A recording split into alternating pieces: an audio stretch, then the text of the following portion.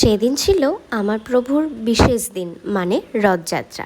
High, আমি দিয়া। আজ তোমাদের সাথে রথযাত্রার একটা শর্ট ব্লগ শেয়ার করব। প্রথমে শিওর ছিলাম না যে একা একা পুজোটা করতে পারবো কিনা। তারপর বোন আর বাবার হেল্পে মনে হলো ঠাকুর নিজেই নিজের পুজো আমার থেকে নিয়ে নেবেন। প্রথমেই সকাল সকাল উঠে চান সেরে ঠাকুরের আসনটা আগে সাজিয়ে নিয়েছিলাম। তারপর চলে গেছিলাম ভোগ রান্নাতে।